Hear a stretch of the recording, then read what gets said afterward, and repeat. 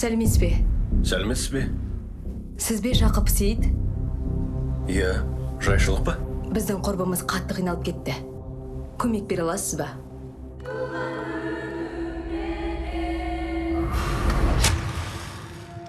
Бір айдай болып қалды. Түнде шошып ояна бастадым. Түсімде иттер, қираған үйлердің арасында, далада, зиратта кезіп жүргенде түс көрдім. Ал бір күні Аяна болғанын болғанда айтып бер. Айтып берсем сенбейсің.